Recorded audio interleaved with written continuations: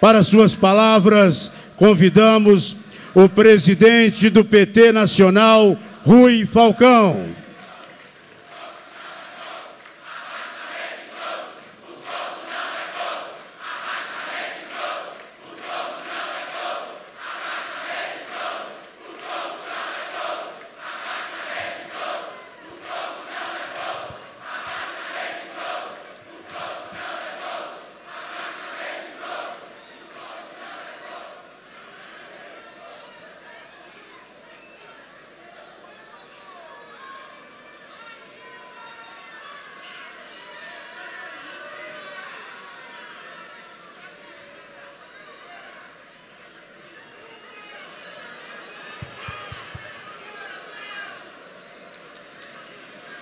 Boa noite, companheiros e companheiras. Em primeiro lugar, agradecer a presença de todos e de todas, saudar os meus companheiros da direção nacional, os nossos ministros e ministras, saudar os companheiros e as companheiras da mesa. Não vou mencionar toda a nominata para ganhar tempo, mas fazer uma saudação especial ao companheiro Lula, à nossa presidenta Dilma, muito querida, ao nosso governador Fernando Pimentel, que nos acolhe aqui com hospitalidade mineira de sempre. Em nome dele, saúdo os outros companheiros que governam os nossos estados, os nossos líderes na Câmara e no Senado, os dois representantes valorosos aqui do movimento social, o Wagner, presidente da CUT, e o Alexandre Conceição, do Movimento dos Trabalhadores Sem Terra, nosso companheiro Renato Rabelo, do Partido Irmão, do Partido Comunista do Brasil, que atendeu o nosso convite. Muito obrigado, Renato. E não poderia, companheiros e companheiras, fazer uma menção especial àquele que nós todos saudamos com muito carinho, porque é um símbolo para cada um de nós de uma história de lutas, de coerência, que a todos nos inspira, que é o companheiro presidente do Uruguai, companheiro Pepe Mujica.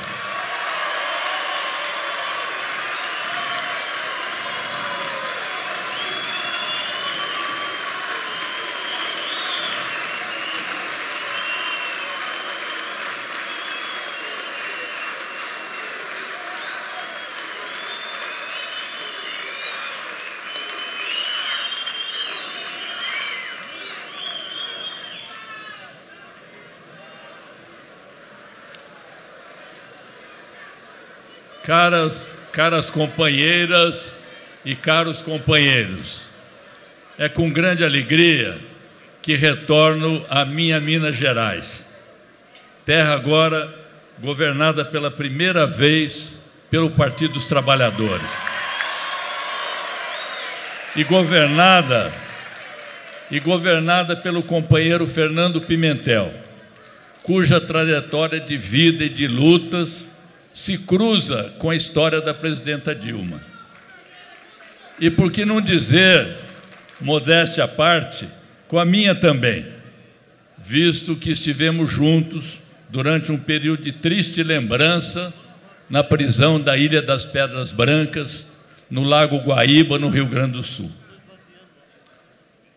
Companheiros e companheiras, sinto-me também muito feliz por estarmos comemorando os 35 anos do PT com a nossa militância petista, lado a lado com a presidenta Dilma, com o ex-presidente Lula, nossas duas maiores lideranças, que as intrigas da mídia conservadora insistem em afastar, mas que continuam juntos e irmanados no propósito comum de prosseguir transformando o Brasil num país cada vez mais inclusivo, próspero, justo, livre e democrático. Companheiras e companheiros, com o nosso quarto triunfo eleitoral consecutivo, nós estamos ingressando agora num novo período, um novo ciclo histórico, pleno de lutas e de desafios. Por isso mesmo, o PT, como Partido Socialista e Democrático, deve mobilizar-se com todos os seus quadros para dar conta das tarefas dessa nova conjuntura. Lembremos-nos que a nossa vitória foi marcada por um duro confronto programático, de repulsa às teses neoliberais, esposadas tanto por um quanto por outra das candidaturas. O embate estendeu-se para além do segundo turno, quando a oposição, inconformada com a derrota, chegou a flertar com o golpismo. E essa fúria anti-governo e anti-PT não cessou. Haja vista o contínuo ataque comandado pela mídia monopolizada. A oposição e seus veículos de comunicação empenham-se em disputar os rumos da política econômica, tentando impor um programa alternativo ao que foi escolhido pelo povo brasileiro nas urnas. Ao mesmo tempo, investem contra a Petrobras, não com o objetivo de combater a corrupção, como os governos Lula e Dilma sempre fizeram, mas com o objetivo de fragilizar a empresa e, assim, de um só golpe, aniquilar com a política de conteúdo nacional, de afastar a Petrobras de operadora única do pré-sal e de fazer regredir o regime de partilha para o regime de concessão. E, em última instância, forçar a privatização da empresa, como tentaram fazê-lo durante o governo Fernando Henrique Cardoso. Eis porque a nossa primeira tarefa é defender o governo da presidenta Dilma.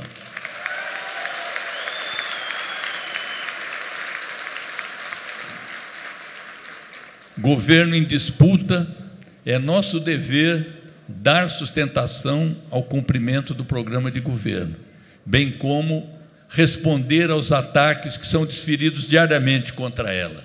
Além disso, temos que nos contrapor às pressões conservadoras dentro e fora do Congresso Nacional. Para que façamos isso, é preciso resolver uma grande contradição entre o desejo de mudanças manifestado pela população nas últimas eleições e a correlação de forças momentaneamente desfavorável presente nas instituições de Estado. Em todas elas, não é apenas no governo de coalizão multipartidário e policlassista ou no Congresso Nacional, agora mais conservador que antes.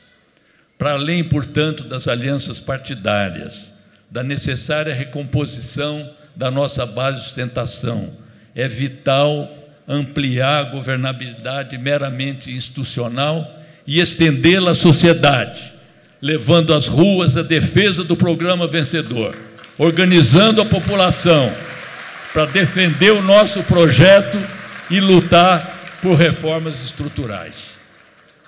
Companheiras e companheiros, vencer esse desafio vai exigir do PT um renascimento, uma retomada de nossos valores, de nossas origens, entre as quais a ideia fundadora da construção de uma nova sociedade.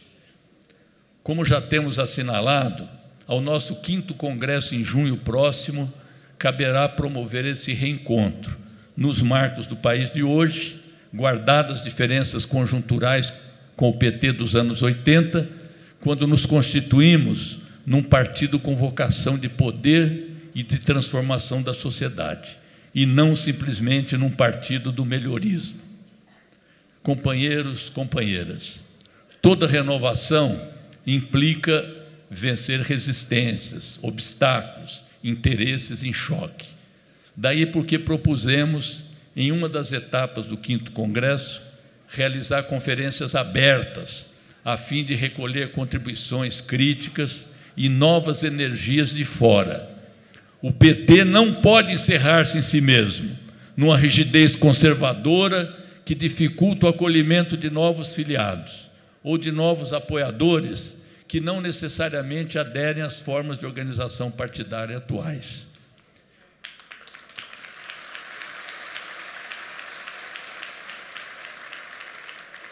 Queremos um partido que pratique a política no cotidiano, presente na vida do povo, de suas agruras e vicissitudes, e não somente que saia a campo a cada 2 anos, quando se realizam as eleições. Vale aqui, companheiros e companheiras, quero aqui relembrar um trecho do histórico manifesto de fundação do Partido dos Trabalhadores em 1980. Abre aspas. Queremos a política como atividade própria das massas, que desejam participar legal e legitimamente de todas as decisões da sociedade. O PT quer atuar não apenas no momento das eleições, mas principalmente no dia a dia de todos os trabalhadores e trabalhadoras.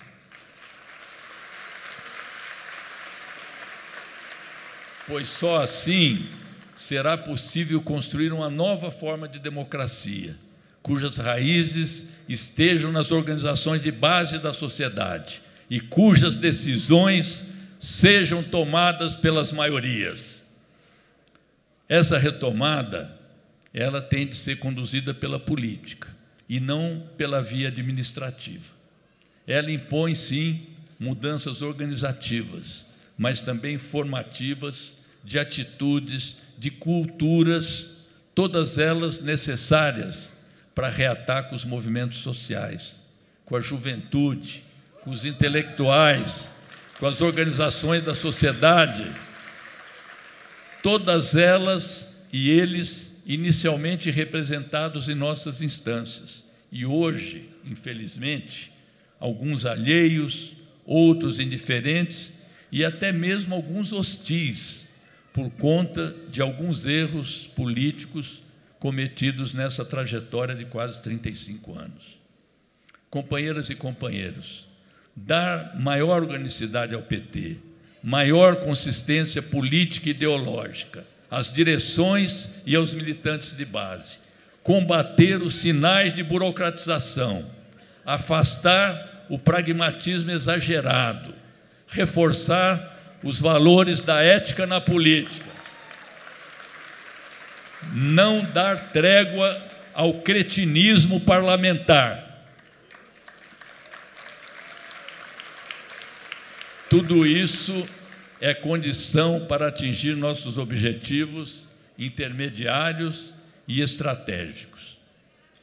Evidente que, nesse percurso, é necessário atualizarmos o nosso programa, o nosso conhecimento e compreensão da sociedade brasileira, do seu estágio atual, das classes sociais e forças em presença, da situação da economia nacional e do cenário internacional, sem o que fica impossível traduzir propostas gerais em uma política efetiva. Portanto, a questão que se coloca para nós é como fazer valer as mudanças que propomos numa situação concreta, historicamente determinada. Quando falo da urgência em estender nossas preocupações a uma leitura mais abrangente e profunda da realidade, é porque a concentração quase exclusiva da atividade partidária na disputa político-eleitoral institucional acarretou um duplo desvio. Primeiro, abriu um imenso vazio teórico de análise, de reflexões e iniciativas sobre o que vem acontecendo no Brasil e no mundo. Segundo, porque a conquista de votos não tem se misturado à luta de massas, de tal sorte que se possam criar condições de construir uma força política organizada e estável, um verdadeiro bloco histórico, capaz de inverter a correlação desfavorável na sociedade e de impulsionar mudanças estruturais. Companheiros e companheiras, nas condições atuais, urge conter a ofensiva dos conservadores e da direita, que recrudesceu nas eleições e ganhou fôlego com a mídia monopolizada e as denúncias de corrupção. Corrupção que combatemos no passado, que combatemos hoje e que prosseguiremos no combate a ela.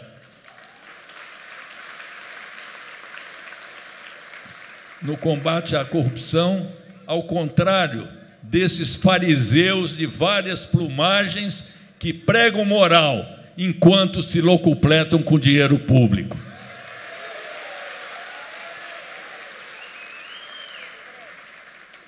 Ao mesmo tempo,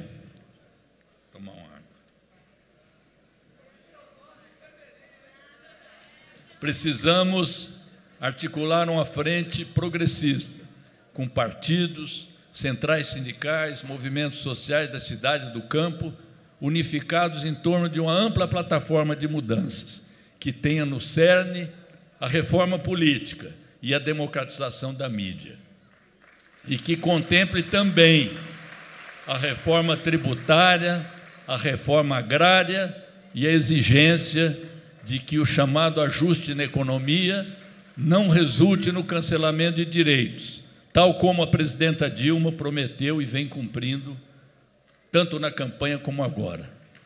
Repito com mais ênfase: a constituição de uma frente, partidos e movimentos em torno de uma agenda comum é o caminho mais indicado para romper a defensiva política, alterar a correlação de forças e reassumir a iniciativa, inclusive tendo em vista recuperar nas eleições municipais de 2016 o terreno perdido pelo campo progressista no último pleito, quando, embora conquistando a presidência, reduzimos as bancadas parlamentares. Já se construiu entre nós um amplo consenso em torno da necessidade da reforma política, ainda que seus contornos e amplitude e projetos discrepem entre si. Não vou aqui redesenhar nossa proposta, que está aberta para um debate amplo com outras iniciativas no intuito de unificá-las e dar mais força à luta pela reforma política. Mas é inegável para nós que o fim do financiamento empresarial e o aumento da participação popular são componentes inegociáveis nessas discussões. De nossa parte, entendemos ser fundamental a convocação de um plebiscito e de uma constituinte exclusiva para uma reforma mais ampla, haja vista a resistência do Congresso Nacional em efetivá-la. Mas é preciso ter abertura para ações comuns em defesa da reforma política.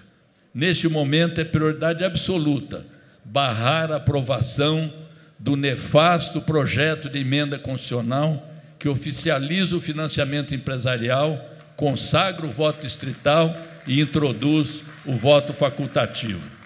A direção nacional, em conjunto com a nossa bancada na Câmara, já fechou questão contra essa PEC antipopular. Companheiros e companheiras, para quem duvidava da importância de ampliar a liberdade de expressão, controlada pelos monopólios da imprensa, da imagem e do som, a recente campanha eleitoral, principalmente na última semana, escancarou o que é o conluio da grande mídia com as classes dominantes e os partidos que representam seus interesses. Se lutamos tanto para abolir a censura e inscrever na lei maior o direito fundamental à liberdade de expressão de pensamento, é hora de ampliá-la. Para tanto, é necessário regulamentar os artigos da Constituição que proíbem a existência de monopólios e oligopólios na comunicação, que prevêem a coexistência dos sistemas público, privado e estatal e que dispõem sobre a obrigatoriedade da produção de conteúdo regional. A nossa presidenta Dilma, durante e depois da campanha, comprometeu-se com a chamada regulação econômica da mídia. E o ministro Berzolini, das Comunicações, já anunciou a abertura de um debate público e amplo sobre essa reforma inadiável. Reformas como as da mídia e do sistema político eleitoral não são meramente corretivas. Elas se constituem, assim como as urgentes reforma agrária e do sistema tributário, em poderosos mecanismos para estimular o desenvolvimento do país. Companheiros e companheiras, eis porque insisto em que o ajuste fiscal em curso não pode transpor os limites traçados pela presidenta. Nada de arroxo, nada de recessão, de cancelamento de direitos ou desemprego. que o ajuste fiscal propicie liberar recursos para investimentos públicos em infraestrutura, em áreas sociais, sem gravar ainda mais a dívida pública com juros para enriquecer os rentistas. Do ponto de vista da reforma tributária, é inconcebível não alterar o sistema atual, injusto e regressivo, em que os impostos indiretos, como o IPI e o ICMS, representam quase metade da carga tributária. São esses impostos que oneram a população na aquisição de bens e serviços. Ricos e pobres pagam a mesma alíquota, o que configura clara injustiça. Já o imposto de renda representa ínfimos 20 e poucos % da carga total, ao passo que os tributos sobre o patrimônio e a riqueza são irrelevantes, preservando assim os privilégios dos mais endinheirados.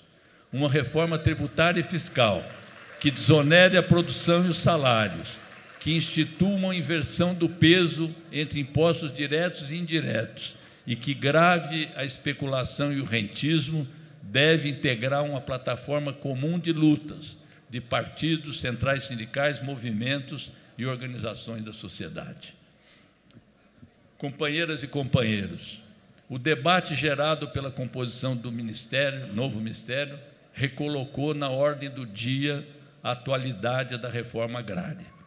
Não porque os governos Lula e Dilma renegassem a sua necessidade ou deixassem de apoiar as justas reivindicações dos movimentos de luta pela terra. É que, apesar de tudo que se fez nos últimos 12 anos, e se fez muito, é ainda grande a concentração fundiária no país, a persistência de propriedades improdutivas, do trabalho análogo à escravidão e um grande número de acampados e assentados ainda sem a devida assistência. Assim é que, ao lado das demandas reafirmadas pelos lutadores da reforma agrária, cuja maioria das bandeiras nós do PT também encampamos, o ministro Patrus Ananias,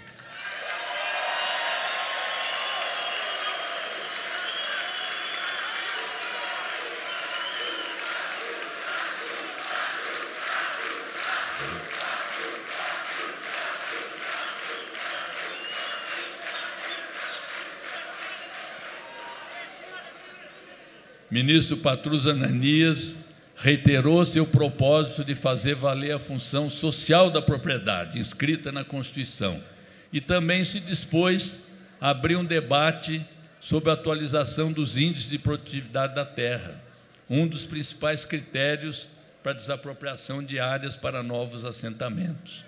Nesse último aspecto, precisará de forte apoio dos partidos progressistas e dos movimentos sociais, apoio para enfrentar a feroz resistência de latifundiários e da bancada ruralista no Congresso, que sempre se levantaram quando se fala em atualizar indicadores que datam dos anos 70 do século passado. De lá para cá, a produtividade da agricultura brasileira multiplicou-se quase 4 vezes, praticamente o dobro do que ocorreu nos Estados Unidos no mesmo período. Entretanto, as aferições para fins de desapropriações ainda se pautam por parâmetros do século passado. Companheiros e companheiras, para não me estender mais, quero rememorar uma diretriz de uma resolução unânime do Diretório Nacional do PT que nos anima a todos. Se queremos que a presidenta Dilma cumpra um segundo mandato ainda melhor que o primeiro, e confiamos e acreditamos que assim será, teremos que reunir mais forças que as do nosso partido.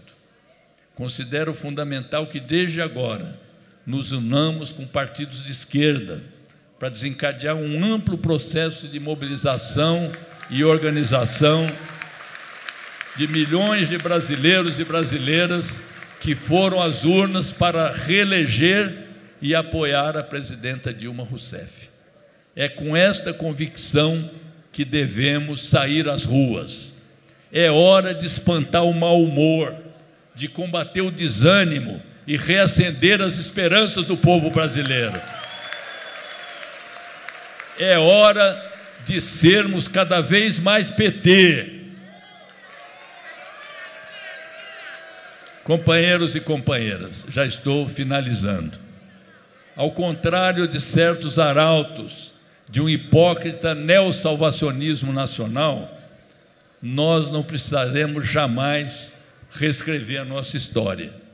Até porque, se alguém pensasse em combater essa insanidade, jamais conseguiria escrever uma história tão linda e vibrante quanto a que fizemos, a que fazemos e a que continuaremos a fazer. Não iremos jamais negar ou nos envergonhar de nossa trajetória de lutas. Não iremos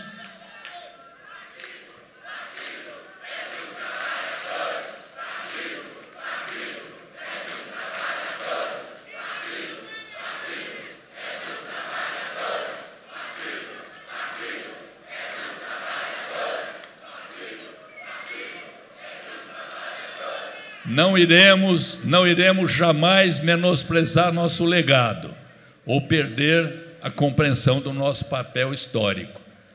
Mas, como já disse antes, isso não nos impede de reconhecer que cada novo desafio, que cada nova configuração histórica impõe novas atitudes, exige novas ideias e cobram novas formas de combate.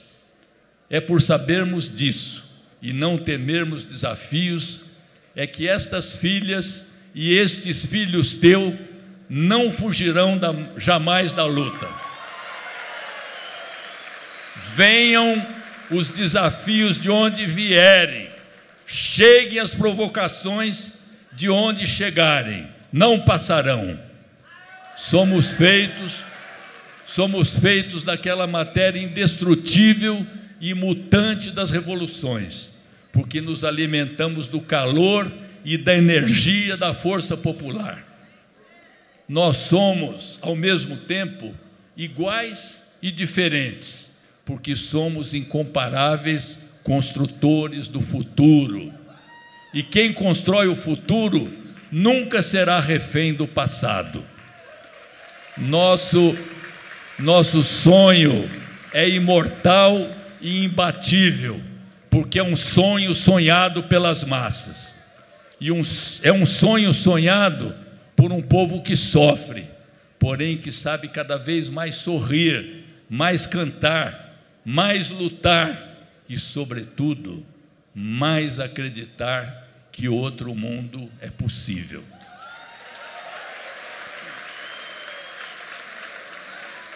É um povo que olha para o lado e vê a presença solidária de companheiros e companheiras dispostos a lutar por um país cada vez melhor, que olha para o céu e vê uma estrela que ilumina e aponta novos caminhos, uma estrela radiante, que é um sinal permanente de paz, mas daquela paz gloriosa que é forjada na luta.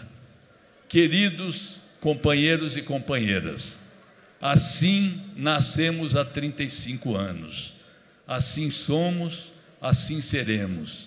Guerreiros e guerreiras nascemos, guerreiros nós somos, guerreiros e guerreiras, e para sempre havemos de ser.